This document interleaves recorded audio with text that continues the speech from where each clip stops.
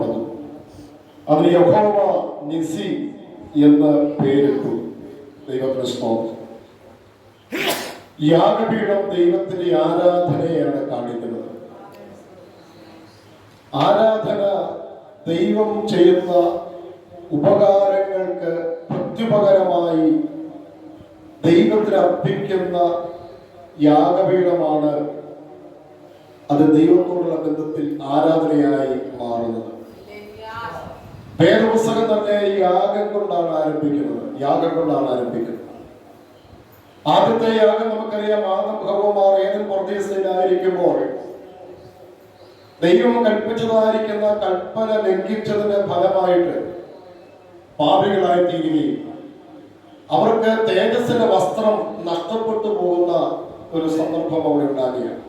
അങ്ങനെ ആ തേജസ്സിന്റെ വസ്ത്രം നഷ്ടപ്പെട്ടു പോയപ്പോൾ ഒരു ആടിനെ അർത്ഥത്തിന്റെ തോല് കൊണ്ട് അവരെ ഉടുപ്പിച്ചു എന്ന് നമുക്കവിടെ വായിക്കാൻ കഴിയുന്നുണ്ട്. അങ്ങനെ ഉൽപ്പത്തി പുസ്തകത്തിന്റെ ആദ്യത്തെ പേജുകളിൽ തന്നെ ഒരു യാഗത്തെ കുറിച്ച് നമുക്ക് കാണാൻ കഴിയും.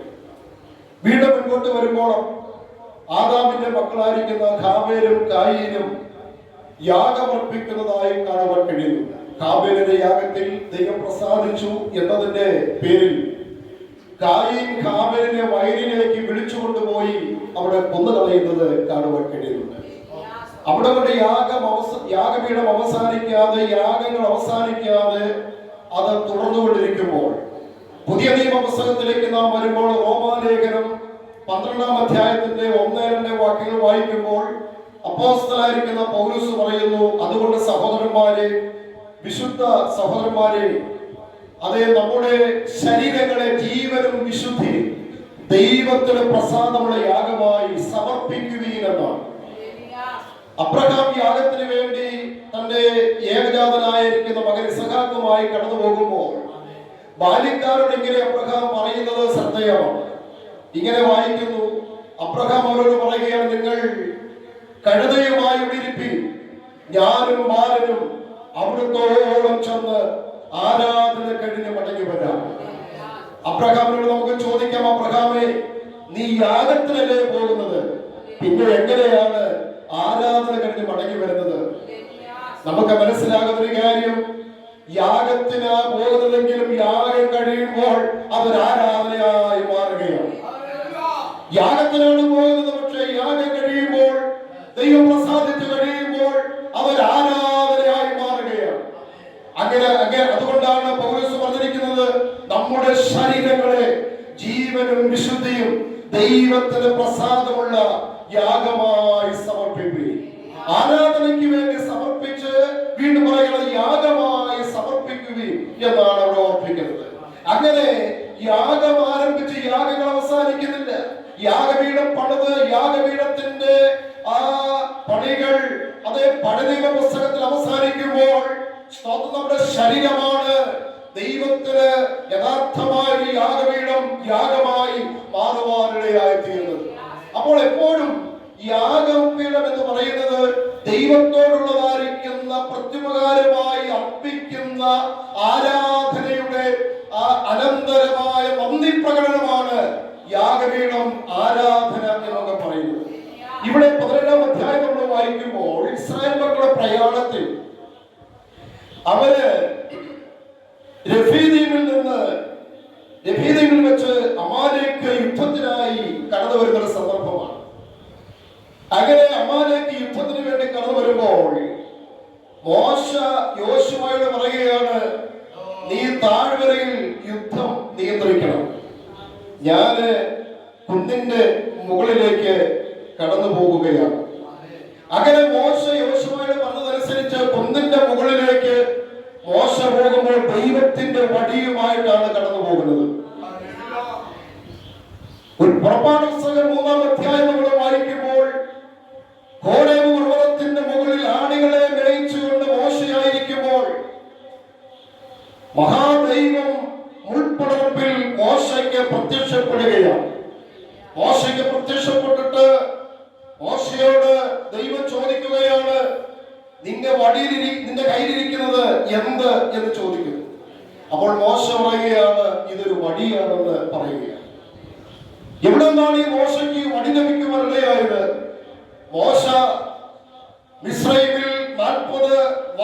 രാജകൊട്ടാരത്തിൽ, വീണ്ടും അടുത്ത 40 വർഷം കോരബിൽ ആടുകളെ മേയിച്ചുകൊണ്ടായിരിക്കുന്നത് കാണുവാൻ കഴിയും. അടുത്ത 40 വർഷം മരുഭൂമിയിൽ ദൈവജനത്തെ നയിച്ചുകൊണ്ട് മോശ അവർക്ക് നേതൃത്വം കൊടുത്തുകൊണ്ട് മുൻപോട്ട് പോകുന്നത് കാണുവാൻ കഴിയുന്നുണ്ട്. അങ്ങനെ മിസ്രൈമിൽ 40 വർഷത്തിന് ശേഷം മോശ മിദ്യാനിലേക്ക് ഓടി പോകുമ്പോൾ അവിടെ ചെന്നതിന് ശേഷമായി യിത്രോവിന്റെ മകളെ വിവാഹം കഴിച്ച് യിത്രോവിന്റെ ആ ഉടമസ്ഥതയിലുള്ള ആടുകളെ മേയിച്ചുകൊണ്ട് ദൈവത്തിന്റെ പർവ്വതമായിരിക്കുന്ന ഹോരേബോളം മോശ എത്തിച്ചേരുവാനിടയായി തീർന്നു. അവിടെ വെച്ചാണ് തേജോമയനായ ദൈവം മോശയ്ക്ക് പ്രത്യക്ഷപ്പെടുവാനിടയാകുന്നത്. അങ്ങനെ മോശയോട് ദൈവം ചോദിക്കുകയാണ്, മോശേ, നിന്റെ കയ്യിലിരിക്കുന്നത് എന്ത് എന്ന് ചോദിക്കുമ്പോൾ മോശ പറയുന്നു, ഇതൊരു വടിയാണെന്ന് പറയുവാനിടയായി. അപ്പോൾ ദൈവം പറയുകയാണ്, ആ വടി നീ താഴേക്ക് ഇടാൻ പറഞ്ഞു. മോശ ആ വടിയെടുത്ത് താഴേക്ക് ഇട്ട് കഴിഞ്ഞപ്പോൾ അതൊരു സർപ്പമായി മാറുവാനിടയായി. മോശയോട് ദൈവം പറയുകയാണ്, ഇതുവരെ നീ കൊണ്ടു നടന്ന വടിയുടെ സ്വഭാവം, വടിയുടെ രൂപം നിനക്ക് മനസ്സിലായോ? ഈ സർപ്പം കൊണ്ടാണ് നീ ഇത്രയും നാള് ഈ ആടുകളെ മേയിച്ചുകൊണ്ട് ഈ വനാന്തരങ്ങളിലായിരുന്നത്. വീണ്ടും തിരിച്ചെടുക്കാൻ പറഞ്ഞപ്പോൾ അത് മുൻപത്തെ പോലൊരു വടിയായി മാറുവാനിടയായി. വീണ്ടും മോശയുടെ കാര്യങ്ങളുടെ ദൈവം പറയുകയാണ്, നിന്റെ കൈ മാറുവിടത്തിലേക്ക് ഇടുവാൻ പറഞ്ഞു. മോശ തന്റെ കരമെടുത്ത് മാറുവിടത്തിലേക്ക് ഇട്ടിട്ട് പുറത്തേക്ക് എടുത്ത് നോക്കിയപ്പോൾ അവന്റെ കൈ കുഷ്ഠരോഗം കൊണ്ട് കൈകൾ മനസ്സിലാക്കുവാനിടയായി. വീണ്ടും ആ കൈ മാറുവിടത്തിലേക്ക് ഇട്ടിട്ട് പുറത്തേക്ക് എടുത്ത് നോക്കിയപ്പോൾ മുൻപത്തെ പോലെ അവന്റെ കൈകൾ കാണുവാനിടയായി. ദൈവം മോശയോട് ഒരു കാര്യം പറഞ്ഞു, നിന്റെ ഹൃദയത്തിലിരിക്കുന്നത് ഇതൊക്കെയായിരിക്കുന്നത്. നീ ഒരു കൊലപാതകം കഴിഞ്ഞു വന്നതാണ്. നീ ഇത്ര വലിയ ആളുകളെ മേടിച്ചുകൊണ്ട് ഈ പർവ്വതത്തിന്റെ മുകളിൽ ഞാൻ നിനക്ക് പ്രത്യക്ഷപ്പെടുമോ? എനിക്ക് നിന്നെ കുറിച്ച് ആവശ്യമുണ്ട്. എന്റെ ജനത്തിന്റെ കഷ്ടത ഞാൻ കണ്ട് ഞാൻ അവരെ വിടുവിക്കുവാൻ ഇറങ്ങി വന്നിരിക്കുമ്പോൾ മോശേ, എനിക്ക് നിന്നെ മാത്രമേ എന്റെ ജനത്തെ വിടുവിക്കാനായിട്ട് മിസ്രൈമിലേക്ക് പറഞ്ഞേക്കുവാൻ കഴിയുകയുള്ളൂ. അതുകൊണ്ട് നീ ഒരു പുതിയ മനുഷ്യനായി പോകണം. നിന്റെ കയ്യിലിരിക്കുന്ന വടിയും ദൈവത്തിന്റെ വടിയായി തീരണം. അങ്ങനെ 2 ടെസ്റ്റുകൾ ദൈവം മോശയ്ക്ക് ചെയ്തു കൊടുത്ത് അവരെ ആള് മാറിയവരെ പോലെ മിസ്രൈമിലേക്ക് ഫറവോന്റെ കൊട്ടാരത്തിലേക്ക് അവരെ പറഞ്ഞയക്കുന്നത് നമുക്ക് കാണുവാൻ കഴിയും. അന്ന് മോശയുടെ വടി ദൈവത്തിന്റെ വടിയായി മാറിയത്. സ്തോത്രം. വടിയെ കുറിച്ച് തന്നെ ഒരുപാട് വേദ ചിന്തകൾ നമുക്ക് തിരുവചനത്തിൽ നമുക്ക് കാണുവാൻ കഴിയുന്നുണ്ട്. ഞാൻ അതിലേക്കൊന്നും കടക്കുന്നില്ല. അങ്ങനെ മോശയുടെ കയ്യിലുണ്ടായിരുന്ന വടി ദൈവത്തിന്റെ വടിയായി മാറി. യോശുവയോട് പറയുകയാണ്, ഞാൻ ദൈവത്തിന്റെ, അങ്ങനെയല്ലേ വായിക്കുന്നത്? 9-ാമത്തെ വാക്യം വായിക്കേ. 9-ാം വാക്യം.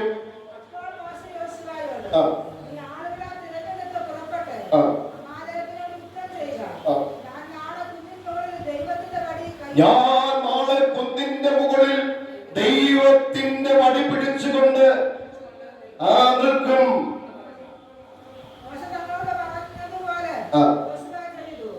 മോശ തന്നോട് പറഞ്ഞതുപോലെ യോശുവ ചെയ്യുവാനിടയായി.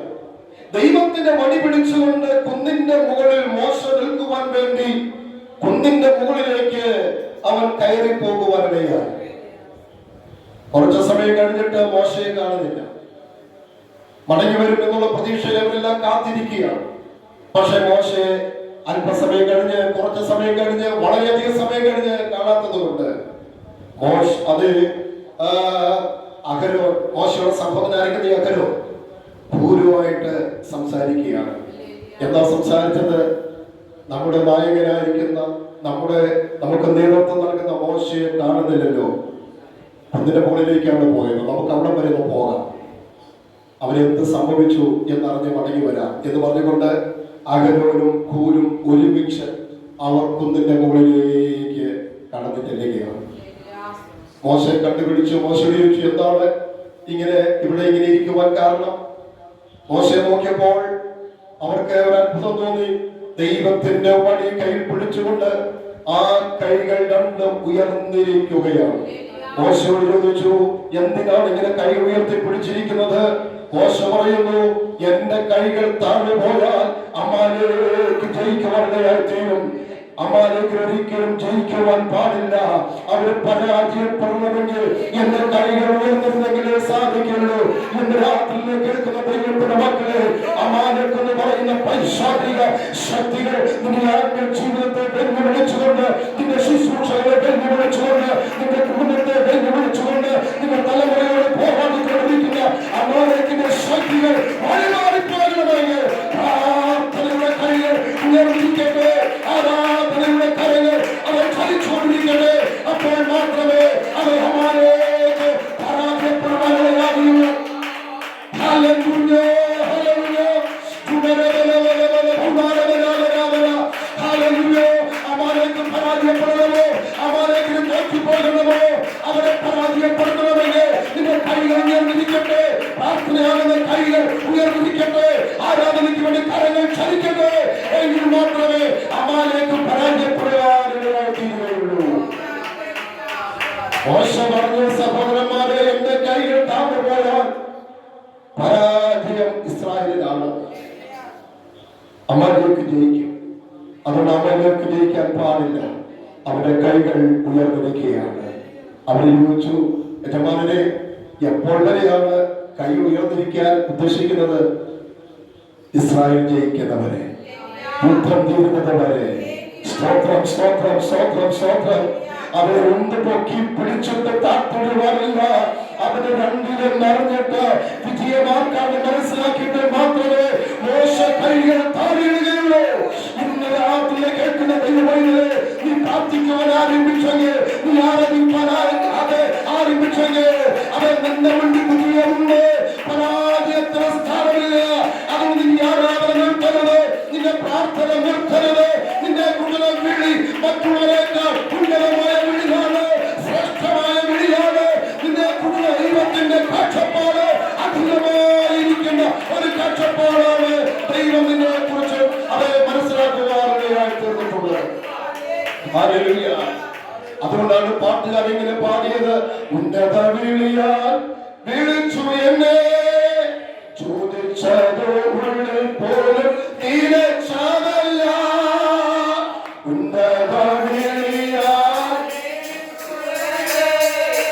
ചോദിച്ചതോ ഉള്ളിൽ പോലും തീരച്ചതല്ല. പേരാതോ നീ എന്റെ ചൊരിയാനല്ലേ, ആയുസ്സെല്ലാം നിനക്കായി നൽകിയിടുന്നു. പേരാതോ നീ എന്റെ ആയുസ്സെല്ലാം നിനക്കായി നൽകിയിടുന്നു. Hallelujah, hallelujah.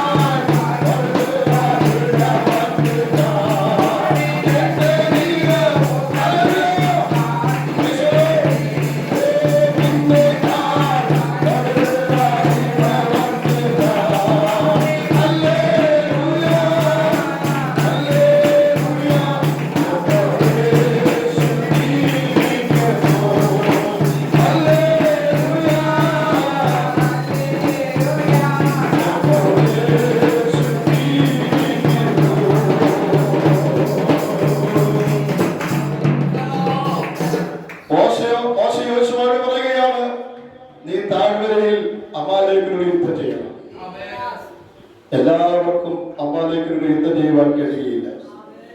അമാലേക്കിനോട് യുദ്ധം ചെയ്യണമെങ്കിൽ ഒരു തെരഞ്ഞെടുപ്പ് ആവശ്യമാണ്. തെരഞ്ഞെടുക്കപ്പെടുന്നവരെ കൊണ്ട് മാത്രമേ അമാലേക്കിനോട് യുദ്ധം ചെയ്യുവാൻ കഴിയുള്ളൂ. എല്ലാവർക്കും അതേ ഉപവാസവും പ്രാർത്ഥനയും അത്ര താല്പര്യമായിട്ട് തോന്നുകയില്ല. എന്നാൽ പരാജയം ഒരിക്കലും എനിക്ക് സംഭവിക്കരുത്, എന്റെ തലമുറ പരാജയപ്പെടരുത്, എന്റെ ആത്മീയ ജീവിതം പരാജയപ്പെടരുത് എന്നുള്ളതായിരിക്കുന്ന ചിന്തയുള്ളവർക്ക് മാത്രമേ തെരഞ്ഞെടുക്കപ്പെട്ടുള്ള കൂട്ടത്തെ അമാലേക്കിന് വെല്ലുവിളിച്ച് യുദ്ധത്തിന് വേണ്ടി യോശുവയോടൊപ്പം അണിനിരക്കുവാൻ കഴിയുള്ളൂ. യുദ്ധം എല്ലാവരെ കൊണ്ട് ദൈവം ചെയ്യിപ്പിക്കുന്നില്ല, തെരഞ്ഞെടുക്കപ്പെടുന്നവരെ കൊണ്ട് മാത്രമേ യുദ്ധം ചെയ്യുവാൻ കഴിയുള്ളൂ. അങ്ങനെ യുദ്ധം ചെയ്തെങ്കിൽ മാത്രമേ പരാജയപ്പെടാതെ വിജയിക്കുവാൻ കഴിയുള്ളൂ. പൗലോസ് പറയുകയാണ്, ഞങ്ങളുടെ പോരിന് ആയുധങ്ങൾ ജഡീകങ്ങളല്ല, അത് തോട്ടയിലിപ്പോൾ ദൈവസന്നിധിയിൽ ശക്തിയുള്ളതാണ്. അതുകൊണ്ട് രാത്രി എന്നെ കേൾക്കുന്ന ദൈവമക്കളെ, അതേ സ്വന്തം അതേ പോരിന് ആയുധങ്ങൾ ജഡീകങ്ങളല്ല. കോട്ടയിലിരിക്കണമെങ്കിൽ, ശത്രുവിനെ തകർക്കണമെങ്കിൽ, അമാലേക്കിനെ പരാജയപ്പെടുത്തണമെങ്കിൽ ആയുധങ്ങൾ നിന്റെ ജീവിതത്തിൽ നീ കരുതിയെങ്കിൽ മാത്രമേ യുദ്ധം ചെയ്യുവാൻ കഴിയുള്ളൂ. Praise the Lord, hallelujah. അങ്ങനെ മോശ അവിടെ വായിക്കുന്നത്, സൂര്യൻ അസ്തമിക്കുന്നത് പോലെ കുന്നിന്റെ മുകളിൽ ദൈവത്തിന്റെ വടി വിളിച്ചുകൊണ്ട് നിൽക്കുകയാണ്. അഹരോനും ഹൂരും വന്നപ്പോൾ മോശയുടെ കൈകൾക്ക് ഭാരം തോന്നിയപ്പോൾ അവരൊരു കല്ലെടുത്ത് കൊണ്ടുവന്ന് അവിടെ വായിക്കുന്നെങ്കിൽ ഒരു കല്ല് എടുത്തു വെച്ച് അവൻ അതിന്മേലിരുന്നു. അഹരോനും ഹൂരും ഒരുത്തരിപ്പുറത്തും ഒരുത്തരപ്പുറത്ത് നിന്ന് അവന്റെ കൈ താങ്ങി. അങ്ങനെ അവന്റെ കൈ സൂര്യൻ അസ്തമിക്കുന്നവരെ ഉറച്ചു നിന്നു എന്നാണ് വായിക്കുന്നത്. രാവിലെ മുതൽ കുറേ സമയം മോശ കുന്നിന്റെ മുകളിൽ ദൈവത്തിന്റെ വടി പിടിച്ചു നിൽക്കുമ്പോൾ അവനും കൂരും മനസ്സിലാക്കി, അവന്റെ കൈകൾക്ക് ഭാരം തോന്നി. അവൻ മനുഷ്യനാണ്. ദൈവത്തിന്റെ വചനത്തിൽ വായിക്കുന്ന, അവൻ നമ്മുടെ പ്രകൃതി അറിയുന്നവല്ലേ, നാം പൊടി എന്നവൻ ഓർക്കുന്നു. മോശയുടെ പ്രകൃതി മനസ്സിലാക്കിയ ദൈവം, മോശയുടെ ശരീരത്തിന്റെ ആ ബലം മനസ്സിലാക്കിയ ദൈവം അവന്റെ സഹോദരനും കൂരും അവന്റെ അടുക്കൽ വന്നിട്ടൊരു കല്ലെടുത്ത് വെച്ച് അതിന്റെ മീതെ മോശ ഇരുത്തിയിട്ട് ഒരുവനപ്പുറത്ത് ഒരുവനിപ്പുറത്ത് വരുന്ന് മോശയുടെ കൈകൾ താങ്ങുവാനായി തീർന്നു. എപ്പോൾ വരെയാണ് കൈകൾ താങ്ങിയത്? സൂര്യൻ അസ്തമിക്കുന്നത് വരെ മോശയുടെ കൈകൾ താങ്ങുവാനായി തീർന്നു. ഇന്ന് രാത്രി കേൾക്കുന്ന ദൈവമക്കളെ, സ്വന്തം ദൈവം നിന്നെ കൊണ്ട് എന്തെങ്കിലും ചെയ്യിപ്പിക്കുവാൻ ദൈവം നിന്നെ തെരഞ്ഞെടുത്തെങ്കിൽ, ദൈവം നിന്നെ വിളിച്ചെങ്കിൽ പകുതി വഴിക്കിട്ടേച്ചു പോകുകയല്ല. മോശയ്ക്ക് കൈത്താങ്ങുകൾ കൊടുക്കുവാൻ, മോശയുടെ കരങ്ങളെ താങ്ങുവാൻ, അത് സൂര്യൻ അസ്തമിക്കുന്നത് വരെ മോശയുടെ കരകൾ താങ്ങണമെന്നുള്ളതാണ് ദൈവം നിന്നെ കുറിച്ച് ആഗ്രഹിക്കുന്നത് എന്ന് രാത്രി എത്ര പേര് മനസ്സിലാക്കും. ഹല്ലേലൂയ. ചില ആളുകളൊക്കെ കുറച്ച് സമയം കഴിയുമ്പോൾ താങ്ങുകേല. സ്വന്തം നല്ലൊരു താങ്ങാക്കിട്ട് എന്ത് ചെയ്യും? അവരൊരു താങ്ങാക്കിട്ട് പോകാൻ ഉദ്ദേശിച്ചില്ല. അവര് സൂര്യൻ അസ്തമിക്കുന്നത് വരെ കൈകൾ താങ്ങാനിടയായി. സ്തോത്രം, സ്തോത്രം. ദൈവം നമ്മെ ഒരു ഉത്തരവാദിത്തം ഏൽപ്പിച്ചിട്ടുണ്ടെങ്കിൽ, മോശയുടെ കൈകൾ താങ്ങാൻ നമ്മെ ദൈവം വിളിച്ചിട്ടുണ്ടെങ്കിൽ, മോശയ്ക്ക് സഹായമായി ദൈവം നമ്മളെ നിർത്തിയിട്ടുണ്ടെങ്കിൽ, സ്തോത്രം, സ്തോത്രം, ആ കൈകൾ സൂര്യൻ അസ്തമിക്കുന്നവരെ താങ്ങേണ്ട ഉത്തരവാദിത്വം നമുക്കുള്ളതാണ്. പകുതി സമയത്ത് ഇട്ടേച്ച് പോകുന്നവരെ ദൈവത്തിന് ആവശ്യമില്ല. പകുതി സമയം വരെ കൈകൾ താങ്ങിയിട്ട് ഞാനൊരു വലിയ സംഭവമാണെന്ന് പറയുന്നവരെ ദൈവത്തിന് ആവശ്യമില്ല. ദൈവം നിന്നെ വിളിച്ചത് മോശയുടെ കരങ്ങൾ താങ്ങുവാനാണെങ്കിൽ അവര് സമയം വെച്ചിട്ടുണ്ട്. ആ സമയം വരെയും നിന്റെ കൈകൾ മോശയുടെ കരങ്ങൾ താങ്ങുന്നതായിരിക്കട്ടെ. Praise the Lord, hallelujah. സ്തോത്രം. വീണ്ടും നാം മനസ്സിലാക്കേണ്ട ഒരു കാര്യമുണ്ട്. കുന്നിന്റെ മുകളിലേക്ക് പോയത് ആരൊക്കെയാണ്? അഹരോനും ഹൂരുമാണ്. അഹരോൻ ആരാണ്? മോശയുടെ അനിയനല്ല, മോശയുടെ ജ്യേഷ്ഠനാണ്, ജ്യേഷ്ഠ സഹോദരനാണ്, അല്ലേ? സ്തോത്രം. ഈ മോശയ്ക്ക് പറയാൻ, എന്റെ അനിയനാണ് കുന്നിന്റെ മുകളിലേക്ക് പോയത്. നിങ്ങളാരും സഹോദരന്മാർ ചെന്നിട്ട് മോശ എങ്ങനെയുണ്ടോ നോക്കിയിട്ട് വരാൻ ആർക്ക് പറയാം? അഹരോന് പറയാം. അഹരോൻ പറഞ്ഞു, അല്ല, എന്റെ സഹോദരനാണ്, ഞാൻ തന്നെ വേണം അവിടെ ചെല്ലാൻ. അവിടെ ചെന്ന് കഴിഞ്ഞപ്പോൾ എൻ്റെ ഒരു പറഞ്ഞത് നമുക്ക് രണ്ട് കൈകളൊന്ന് താഴെ വയ്ക്കാം. അപ്പോൾ അഹരോന് വേണമെങ്കിൽ പറയാം, അങ്ങനെ ഒരു കാര്യം ചെയ്യും, ഞാൻ ഓടി താഴെ നിന്നിട്ട് വേറൊരു പാർട്ടികളെ വിളിച്ചോണ്ട് വരാം. വേറൊരു സഹോദരനെ വിളിച്ചോണ്ട് വന്നിട്ട് എനിക്ക് പകരം മോശയുടെ കൈകൾ താങ്ങാം. എന്താ, ഞാന് മോശയുടെ ചേട്ടനാണ്. സ്തോത്രം. ചേട്ടൻ അനിയന്റെ കൈകൾ താങ്ങുന്നത് അത് ശരിയല്ല, അല്ലേ? സ്തോത്രം. അനിയന്മാരാണ് ചേട്ടന്റെ കൈകൾ താങ്ങേണ്ടത്. അതുകൊണ്ട് ഞാൻ ഒരു ചേട്ടനായതുകൊണ്ട് എനിക്ക് പകരം വേറെ ആളെ ഞാൻ എന്ത് ചെയ്യാം, കൊണ്ടുവരാം. അതേ അഹരോന്റെ ആ താഴ്മയും അഹരോന്റെ ആ വിനയവും തന്നെയല്ല, അഹരോനും മോശയുമായിട്ടുള്ള വലിയ അന്തരം നമുക്കവിടെ കാണുവാൻ കഴിയും. സ്തോത്രം. അഹരോനൊരു കാര്യം മനസ്സിലായി, എന്റെ വിളിയല്ല മോശയുടെ വിളി, എന്നെ ഏൽപ്പിച്ച ദൗത്യമല്ല മോശ ഏൽപ്പിച്ച ദൗത്യം. സ്തോത്രം. അത് എന്നെയല്ല ജനത്തെ വിടുവിക്കുവാൻ വേണ്ടി ദൈവം ഓരോ പർവ്വതത്തിൽ തെരഞ്ഞെടുത്തത് എന്റെ സഹോദരൻ അനിയനാണെങ്കിലും അവനെയാണ് തെരഞ്ഞെടുത്തത്. അതുകൊണ്ട് അഹരോൻ പറയുകയാണ്, ഇവിടെ ചേട്ടനും അതിന് വ്യത്യാസമില്ല. സ്തോത്രം. മോശ ഒരിക്കൽ അഹരോൻ ഒരിക്കൽ മോശയെ സംബോധന ചെയ്യുന്നത് യജമാനനെ എന്ന്. യജമാനനെ. സ്തോത്രം. നമ്മളെ പോലെ ഇടപോലെന്നല്ല. സ്തോത്രം. യജമാനനെ എന്നാ വിളിക്കുന്നത്, അല്ലേ? സ്തോത്രം. ഞങ്ങളുടെ വീടിന്റെ അടുത്ത് ഒരു ഓർത്തഡോക്സ് കുടുംബമുണ്ട്. ആ കുടുംബത്തിലെ ഇളയ മകൻ സെമിനാരിൽ പഠിച്ച് അദ്ദേഹം വൈദിക പട്ടം സ്വീകരിച്ച് അച്ഛനായി അദ്ദേഹം വീട്ടിലേക്ക് വരുമ്പോൾ എൻ്റെ ഫാദറൊക്കെ അവരുടെ പറമ്പിലൊക്കെ ഈ ജോലി ചെയ്യുന്ന സമയത്ത് ഈ അച്ഛൻ വരുന്നത് കാണും. സ്തോത്രം. അപ്പോൾ ഈ അച്ഛൻ്റെ പിതാവൊക്കെ പണി ചെയ്യുന്നവരോട് ഒരുമിച്ചിരുന്ന് വർത്താനമൊക്കെ പറഞ്ഞ് തലക്കെട്ടൊക്കെ കെട്ടി അവിടെ ഇരുന്ന് അവരുമായിട്ട് സംസാരിച്ചുകൊണ്ടിരിക്കുമ്പോഴാണ് ഇളയ മകൻ കുപ്പായം എടുത്ത് വരുന്നത്. അപ്പോൾ ഈ പിതാവ് പെട്ടെന്ന് തലക്കെട്ടൊക്കെ എടുത്തിട്ട് പറയും, അച്ഛൻ വരുന്നുണ്ട് എന്ന് പറഞ്ഞുകൊണ്ട് എന്ത് ചെയ്യും, മടക്കിപ്പൊത്തെല്ലാം അഴിച്ചിട്ടിട്ട് ഇളയ മകൻ അച്ഛനാണ്, അതുകൊണ്ട് അച്ഛനെ സ്വീകരിക്കാൻ വേണ്ടി ആ പിതാവ് നിൽക്കുന്ന കാഴ്ച എൻ്റെ അപ്പൻ വന്ന് ഞങ്ങളോട് പറഞ്ഞിട്ടുണ്ട്. സ്തോത്രം. സ്തോത്രം. സ്തോത്രം. മകനാണെങ്കിലും കുപ്പായം ഇട്ട് കഴിഞ്ഞാൽ അത് വേറെയാകും, അല്ലേ? സ്തോത്രം. ആ പിതാവിന്റെ തലക്കെട്ടെല്ലാം എടുത്ത് മുണ്ടടിച്ചിട്ടിട്ട് അച്ഛൻ വരുന്നുണ്ടെന്ന് പറയുമ്പോൾ പണിക്കാരുടെ എഴുന്നേറ്റ് നിന്നിട്ടാണ് ആ വീട്ടിലെ ഇളയ മകനെ സ്വീകരിക്കുന്നത്. ഞാൻ പറഞ്ഞ ഉദ്ദേശം എന്താണെന്ന് ചോദിച്ചാൽ, അഹരോൻ ജ്യേഷ്ഠനാണെങ്കിലും വിളിക്ക് വ്യത്യാസമുണ്ട്, ദൗത്യത്തിന് വ്യത്യാസമുണ്ട്, ദൈവമാക്കി വെച്ച ശുശ്രൂഷയ്ക്ക് വ്യത്യാസമുണ്ട്. അതുകൊണ്ട് അഹരോൻ ഒരിക്കൽ മോശയെ വിളിച്ചത് യജമാനനെ എന്നാണ് വിളിച്ചത്. ഇന്ന് രാത്രി ദൈവമക്കളെ, നമ്മെല്ലാം ദൈവം വിളിച്ചിട്ടുണ്ടെങ്കിലും ദൈവത്തിന് പ്രത്യേകമായ ഉദ്ദേശത്തിന് വേണ്ടി വിളിച്ചിരിക്കുന്ന വിളിക്ക് വ്യത്യാസമുണ്ട്. അവിടെ കളർ വ്യത്യാസമില്ല, അവിടെ ക്വാളിഫിക്കേഷൻ വ്യത്യാസമല്ല, അവിടെ കുടുംബ ശ്രേഷ്ഠതയൊന്നും ദൈവം നോക്കുന്നില്ല. എത്രത്തോളം ദൈവത്തിന് പ്രയോജനപ്പെടുമെന്ന് കാണുമോ, കുടുംബം നോക്കാതെ കുലം നോക്കാതെ ദൈവം அதை വിളിച്ച് ശുശ്രൂഷയ്ക്കാക്കുന്ന വിശ്വസ്തനായ ദൈവമാണ് ഞാൻ നിങ്ങളെ സേവിക്കുന്ന ദൈവം. അവിടെ വിദ്യാഭ്യാസം നോക്കാതെയാണ് ദൈവം എന്നെയും നിങ്ങളെയും ദൈവം ഓരോ ശുശ്രൂഷയ്ക്ക് വേണ്ടി ആക്കുവാനിടയായി തീരുന്നത്. അപ്പോൾ അഹരോനും ഹൂരും മോശയുടെ രണ്ട് കൈകൾ താങ്ങി, സൂര്യൻ അസ്തമിക്കുന്നവരെ കൈകൾ താങ്ങി. സ്തോത്രം. ഈ കൈകൾ ഇങ്ങനെ താങ്ങിയതുകൊണ്ട് അവർക്ക് രണ്ടുപേർക്കും വലിയ അനുഗ്രഹമാണ് കിട്ടിയത്. സ്തോത്രം. ഞാൻ വഴിയുടെ കാര്യങ്ങൾ പറഞ്ഞാണ് ആരംഭിച്ചത്.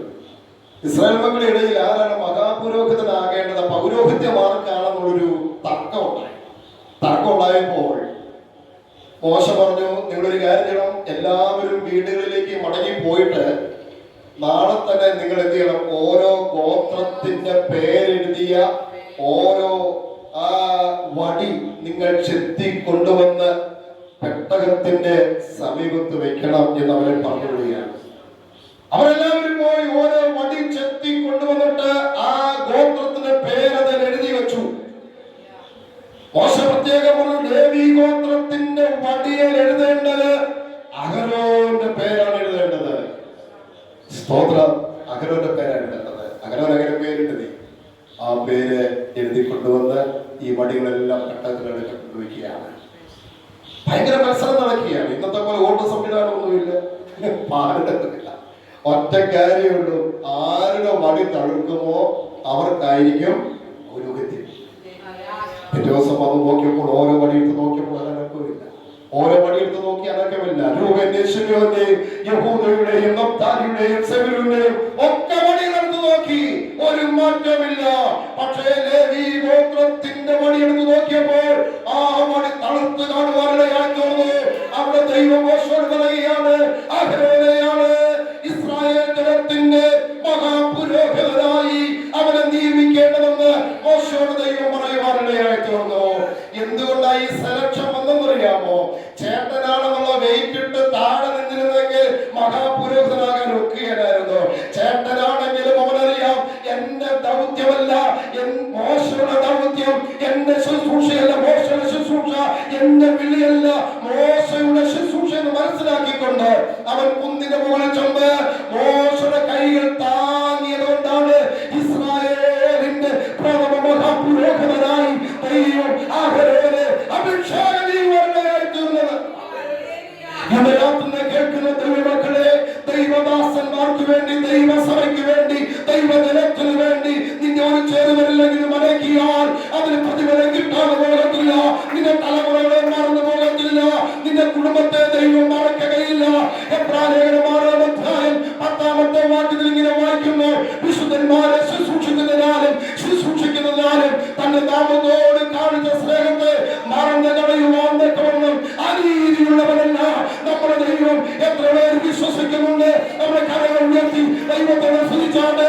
നമ്മുടെ ദൈവം അനീതിയുള്ളവരല്ല, നമ്മുടെ ദൈവം മറക്കുന്നവരല്ല, നമ്മുടെ ദൈവം അത് മാറ്റി നിർത്തുന്നവരല്ല, നമ്മുടെ ദൈവം അവഗണിക്കുന്ന ദൈവമല്ല. അവൻ നിന്നെ പരിഗണിക്കുന്നവരാണ്, അവൻ നിന്നെ ചേർത്ത് നിർത്തുന്നവരാണ്. അതുകൊണ്ട് പ്രിയപ്പെട്ടവരെ, അവൻ ആ കൈകൾ സൂര്യൻ അസ്തമിക്കുന്നത് താങ്ങിയത് കൊണ്ട് സ്തോത്രം, ഇസ്രായേൽ ജനത്തിന്റെ ഇടയിൽ പൗരോഹിത്യ ശുശ്രൂഷയിൽ പുരോഹിതന്മാരിൽ മഹാപുരോഹിതനായി ദൈവം അവനെ മാറ്റി. ഇനി ഹൂരിന് ഒരു പ്രത്യേകത ദൈവം കൊടുത്ത ഇങ്ങനെയാണ്, സമാഗമന കൂടാരത്തിലെ പണികൾക്കൊക്കെ ചെയ്യാനായിട്ട് ഹൂരിന്റെ മകനായ ഊരിയുടെ മകൻ ബെസലേലിനെ സ്തോത്രം തെരഞ്ഞെടുക്കുകയായി. സമാഗമന കൂടാരത്തിന്റെ ശില്പഭേദങ്ങളൊക്കെ ചെയ്യാനായിട്ട് 3-ാം തലമുറക്കാരെ തെരഞ്ഞെടുത്തു. അതിന്റെ അർത്ഥം എന്താണെന്ന് ചോദിച്ചാൽ, സ്വന്തം ദൈവം ഒരു തലമുറയെ മാത്രമല്ല, ദൈവം തിരുവേണ്ടി എന്തെങ്കിലും ചെയ്യുന്നെങ്കിൽ അത് തലമുറയായി ദൈവം അത് കൈമാറ്റം ചെയ്യുന്നതാണ്. ദൈവത്തിന് സ്തോത്രം. അങ്ങനെയെങ്കിൽ അത് ഹൂരിന്റെ മകനായ ഊരിയുടെ മകൻ ബെസലേലിനെ ദൈവം അതേ സമാഗമന കൂടാരത്തിന്റെ പണികൾക്ക് വേണ്ടി തെരഞ്ഞെടുക്കുവാനിടയായി തീർന്നു. അങ്ങനെ യോശുവയുടെ നേതൃത്വത്തിൽ യുദ്ധം നടക്കുകയാണ്. യുദ്ധം ജയിച്ചു. ജയിക്കുവാൻ കാര്യം നമുക്കറിയാം, മോശയുടെ കൈകൾ ഉയർന്നിരിക്കുക. അങ്ങനെ യുദ്ധം ജയിച്ചതിന് ശേഷം സ്തോത്രം അതിന്റെ 13-ാമത്തെ വാക്യം നമുക്കൊന്ന് വായിക്കാം. 13-14 വാക്യം.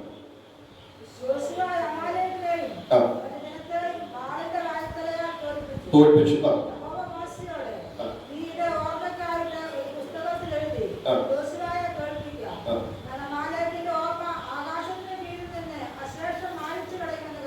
സ്തോത്രം. യുദ്ധം ജയിച്ചു കഴിഞ്ഞപ്പോൾ യോശുവ അമാലേക്കിനെയും അവന്റെ ജനത്തെയും വാളിന്റെ വായ്ത്തലയാൽ തോൽപ്പിച്ചു. സ്തോത്രം. വാളിന്റെ വായ്ത്തലയാൽ തോൽപ്പിച്ചു. അക്ഷരികമായ വാളുകൊണ്ട് അക്ഷരികമായ യുദ്ധമാണ് അവിടെ നടന്നത്. എന്നാൽ പുതിയ നിയമ ഇസ്രായേലിന് അക്ഷരികമായ വാളുകൊണ്ടുള്ള യുദ്ധമല്ല.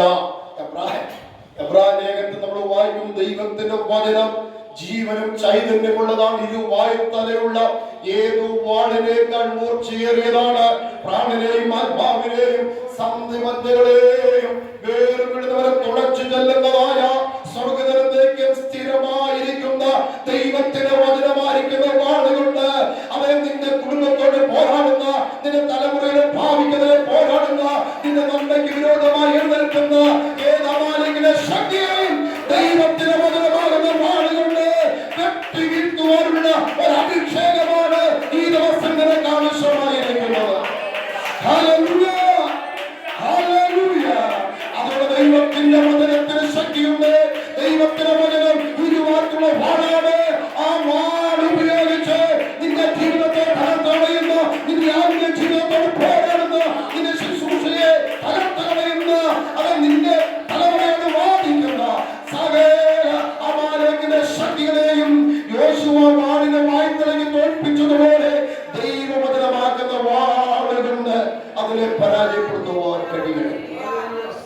എഫെസ്യർ 6-ാം അധ്യായത്തിൽ നമ്മൾ വായിക്കുമ്പോൾ അവിടെ സ്വന്തം സർവായുധ വർഗത്തെ കുറിച്ച് വായിക്കുന്നുണ്ട്. വചനമെന്ന വാള് അരയ്ക്ക് കെട്ടിക്കൊണ്ട് എന്നാണ് അവിടെ വായിക്കുന്നത്. അങ്ങനെയെങ്കിൽ സ്വന്തം ശത്രു പേടിക്കുന്നത് വചനം കേൾക്കുമ്പോഴാണ്.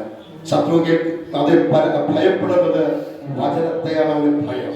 അതുകൊണ്ട് വചനം സ്തോത്രം എവിടെ പ്രസംഗിക്കപ്പെടുമോ, വചനം എവിടെ അത് പ്രഘോഷിക്കപ്പെടുമോ അവിടെ വരെ വിടുതൽ സംഭവിക്കാനിടയായി തീരും. അതുകൊണ്ട് യോശുവയോട് പറയുകയാണ്, അമാലേക്കിനെ അവന്റെ ജനത്തെ നിന്റെ വാളിന്റെ വായത്തിൽ തോൽപ്പിച്ച് യഹോവ മോശയോട് നീ ഓർമ്മയ്ക്കായിട്ട് പുസ്തകത്തിൽ എഴുതി യോശുവയെ കേൾപ്പിക്കണം. ഞാൻ അമാലേക്കിന്റെ ഓർമ്മ ആകാശത്തിന്റെ കീഴിൽ നിന്ന് അശേഷം മായ്ച്ചു കളയും എന്ന് കൽപ്പിച്ചു. സ്തോത്രം.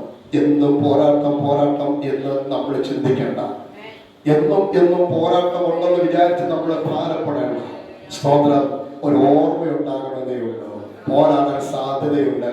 അതിനെതിരെ നമ്മൾ എന്ത് ചെയ്യണം? ശക്തി പ്രാപിക്കണം. സ്തോത്രം സ്തോത്രം സ്തോത്രം. എന്നും പിശാചുണ്ട്, പോരാട്ടമുണ്ടെന്ന് പറഞ്ഞ് നമ്മള് അത് ക്ഷീണിച്ചു പോകണ്ട. ഒരു ഓർമ്മ മതി, ഓർമ്മ മതി. ആ ഓർമ്മയുണ്ടെങ്കിൽ ആരാധിക്കാൻ വരുമ്പോൾ കഴിയില്ല. പ്രാർത്ഥിക്കുവാൻ സമയം കണ്ടെത്തുവാനുള്ള ഏത് സമയം പോരാടുവാനുള്ള ശത്രുവിന്റെ ആഗ്രഹത്തെ ഇല്ലാതാക്കുന്നത് നമ്മുടെ ആത്മാവിന്റെ ആരാധനയാണ്, നമ്മുടെ പ്രാർത്ഥനയാണ്. അതുകൊണ്ട് ഒരു ഓർമ്മയുണ്ടായാൽ മതി. അതിനെതിരെ നമുക്ക് മുട്ടുമടക്കുവാൻ കഴിയുമ്പോൾ ദൈവം നമുക്ക് വേണ്ടി പ്രവർത്തിക്കുവാനിടയായി തീരും. അതുകൊണ്ട് അതിന്റെ 15-ാമത്തെ വാക്യമാണ് നമ്മൾ വായിച്ചത്. പിന്നെ മോശ ഒരു യാഗപീഠം പണിതു. അതിന് യഹോവ നിസി, യഹോവ എന്റെ കൊടി എന്ന് പേരിട്ടു. സ്തോത്രം. വിജയിച്ചു കഴിഞ്ഞപ്പോൾ പണിയുന്ന യാഗപീഠം, സ്തോത്രം, അതിനൊരു പേരിടും. യഹോവ നിസി, ജയത്തിന്റെ കൊടി എന്നാണ്. ജയത്തിന്റെ കൊടി, യഹോവ എന്റെ കൊടി, ജയത്തിന്റെ കൊടിയാണ് അവിടെ നാട്ടിയത്. ഉത്തമഗീത പുസ്തകം നമ്മൾ വായിക്കുമ്പോൾ ഇങ്ങനെ വായിക്കുന്നു, അവൻ എന്നെ വീഞ്ഞു വീട്ടിലേക്ക് വിളിച്ചിട്ട് പോയി. എന്റെ മീതെ പിടിച്ചത് സ്നേഹത്തിന്റെ കൊടിയായിരുന്നു. ആ സ്നേഹത്തിന്റെ കൊടി അനുപതാതെ സ്തോത്രം നമ്മുടെ കുടുംബത്തിന്റെ മീതെ, നമ്മുടെ മീതെ വിരിച്ചതുകൊണ്ട് ദൈവസഭയാകുന്ന വീട്ടിലേക്ക് എനിക്ക് നിങ്ങൾക്ക് പ്രവേശനം ലഭിക്കുവാനിടയായി തീർന്നു. അതേ, നാം പരാജയപ്പെട്ടവരല്ല, നമ്മൾ തോറ്റുപോയവരല്ല, നമ്മൾ വിജയിച്ചവരാണ്. നമ്മൾ പണിയേണ്ട യാഗപീഠം, സ്തോത്രം, ആ യാഗപീഠത്തിന്റെ മീതെ യഹോവ നിസി, യഹോവ എന്റെ കൊടി എന്നർത്ഥം വരുന്ന ജയത്തിന്റെ കൊടിയായിരിക്കട്ടെ ഉയർന്ന് കേൾക്കേണ്ടത്. എത്ര ദിവസം നമ്മൾ ഉപവസിച്ച് പ്രാർത്ഥിക്കുന്നോ അത്രയും ദിവസം പരാജയപ്പെടുവാനല്ല, തോറ്റുപോകാനല്ല. ഈ ഉപവാസത്തിന്റെ സമാപ്ത ദിവസത്തിലേക്ക് എത്തുമ്പോൾ നമുക്കൊരു വിധിയും സുനിശ്ചിതമാണ്. നമ്മൾ പരാജയപ്പെടുന്ന കൂട്ടത്തിലല്ല. സ്തോത്രം സ്തോത്രം. നാം നമ്മുടെ യാഗപീഠം പണിത് അതിന് മുകളിൽ ഉയർത്തേണ്ടത് ജയത്തിന്റെ കൊടിയാണ്, ജയത്തിന്റെ കൊടിയാണ്.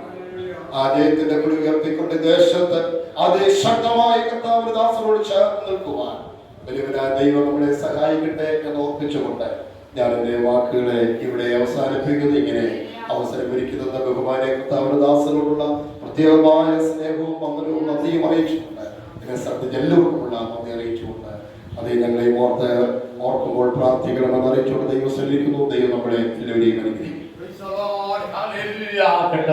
മുൻപാകെ നമ്മളെ തന്നെ സമ്പൂർണമായി സമർപ്പിച്ച് എല്ലാവർക്ക് കണ്ണുകൾ അടച്ച പ്രാർത്ഥനയോടെ ആയിരിക്കാം. ഈ വർഷക്കാലവും നമുക്ക് ദൈവത്തിന്റെ വാഗ്ദത്തങ്ങൾ ഘോഷിപ്പാൻ പ്രാർത്ഥിപ്പാൻ ദൈവം നമുക്ക് കൃപ തന്നുവല്ലോ. ഹല്ലേലൂയ. ഈ ഒരണ്ട മുഴുവനും ദൈവം നമ്മെ അത്ഭുതമായി നടത്തുക. ഈ സഭാവർഷം മുതൽ അടുത്ത സഭാവർഷം വരെ അത്ഭുതമായി നമ്മെ, നമ്മുടെ ഭവനങ്ങളെയും നമ്മുടെ തലമുറകളെയും നമ്മുടെ കൂടാരങ്ങളെയും അത്ഭുതമായി ദൈവം നടത്തട്ടെ. ദേശത്തിന്റെ എല്ലാവിധമായിരിക്കുന്ന പ്രതിസന്ധികളും മാറട്ടെ, എല്ലാവിധമായിരിക്കുന്ന പ്രതികൂലങ്ങളും മാറിപ്പോകട്ടെ. ചുറ്റുപാടുള്ളതായിരിക്കുന്ന ഭവനങ്ങളിൽ അലസതയിട്ട് അടിച്ചുകൊണ്ടിരിക്കുന്ന പോരുകൾ അറിയട്ടെ. അതിനായി നമുക്ക് ദൈവത്തോട് പ്രാർത്ഥിക്കാം. അനുഗ്രഹിക്കപ്പെട്ടതായിരിക്കുന്ന സന്ദേശം തന്റെ വൃത്തലൂടെ ദൈവത്തിന്റെ പരിശുദ്ധാത്മാവ് കേൾപ്പിക്കുവാനാണ്. അവർ കുടുംബമായി നമ്മെ സ്നേഹിച്ച ഇന്ന് രാത്രി കാലം കടന്നു വന്ന ദൈവം അവരെ ഏൽപ്പിച്ചതായിരിക്കുന്ന ദൈവസന്നിധിയിൽ ദൈവപരമേൽപ്പിച്ചതായിരിക്കുന്ന ദൈവീയ സന്ദേശം നമ്മോട് പങ്കുവെക്കുവാൻ ദൈവത്തിന് നമ്മോട് കരുണ തോന്നിയല്ലോ. ആ ദൈവത്തിന്റെ ദർശകരങ്ങളിലേക്ക് പൂർണ്ണമായി ഏൽപ്പിച്ചുകൊണ്ട് കർത്തൃസന്നെ നമ്മെല്ലാവരും പ്രാർത്ഥിച്ചുകൊണ്ടിരിക്കുമ്പോൾ നമ്മുടെ കഥാപ്രദാസൻ കേട്ടതിന് മുമ്പാകെ ദൈവസന്നിധിയിൽ ചില വാക്കുകൾ ദൈവസന്നിധിയിൽ പ്രാർത്ഥിക്കുന്നതായി. പരിശുദ്ധ പിതാവെ, നന്ദിയോടെ സ്തുതിക്കുന്നു. വാസവ പ്രാർത്ഥന രണ്ടാം രാത്രിയിൽ ഞങ്ങളോട് സംസാരിച്ചത് ഓർത്ത് ദൈവത്തിന് നന്ദിയോടെ സ്തോത്രം. കേൾപ്പിച്ച ദേവി ആരാധനയ്ക്കായി നന്ദി പറയുന്നു. തിരുവചനത്തിനായി നന്ദി പറയുന്നു. തിരുവചനം കേട്ട ഞങ്ങൾ ഓരോരുത്തരും കർത്താവെ ഹൃദയത്തിന്റെ മാംസത്തിൽ എഴുതപ്പെട്ട് അത് 30, 60, 100 വരെയായി വിളയുവാൻ തക്കണമേ സഹായിക്കണമേ. മോശയുടെ കരങ്ങളെ താങ്ങിയതുപോലെ ഇത് അഭിഷേകത്തിന്റെ കരങ്ങളെ താങ്ങുവാൻ നിങ്ങൾ ഓരോരുത്തരെയും ബലപ്പെടുത്തണം, ശക്തീകരിക്കണമേ. പരിശുദ്ധാത്മാവും വചനം കേട്ട ഓരോരുത്തരെയും ബലപ്പെടുത്തണം, ശക്തീകരിക്കണമെന്ന് നിങ്ങൾ ദൈവസ്ഥനെ പ്രാർത്ഥിക്കുന്നു. തിരുവചനം സംസാരിച്ച അഭിഷേകത്തിനെ കുടുംബത്തെ ഓർത്ത് പ്രാർത്ഥിക്കുന്നു. അനുഗ്രഹിക്കണം, സഹായിക്കണം. ഇനിയും ക്രൂശിന്റെ പുറകിൽ നിർത്തണം, അധികാരത്തോടെ ശുശ്രൂഷ ചെയ്യുവാൻ നോക്കണം. നിന്റെ പ്രാർത്ഥനയെ ശക്തീകരിക്കണം. നിങ്ങൾ ദൈവത്തോട് പ്രാർത്ഥിക്കണം. കരങ്ങളിലേക്ക് ഏൽപ്പിക്കുന്നു. പ്രാർത്ഥനയ്ക്കായി സ്തോത്രം.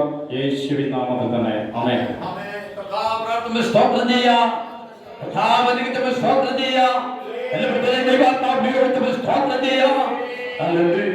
ഈ ബലത്തോടെ കടന്നു പോകുകയും ഇരട്ടി ബലത്തോടെ നാളെ പകൽക്കാലം കടന്നു വരുവാൻ ദൈവത്തിന്റെ പരിശുദ്ധാത്മാവ് നമ്മെ ഇടയാക്കുമാറട്ടെ. നാളെ കർത്തദാസന്മാർ നമ്മുടെ മധ്യത്തിലുണ്ട് എന്ന് ദൈവനാമത്തിൽ ഓർപ്പിക്കുന്നു. പകൽ വരുവാൻ കഴിയാത്തവർ രാത്രി വരണം, രാത്രി വരുവാൻ കഴിയാത്തവർ പകൽ കടന്നു വരണം. എന്നാൽ രാത്രികാലം നമ്മുടെ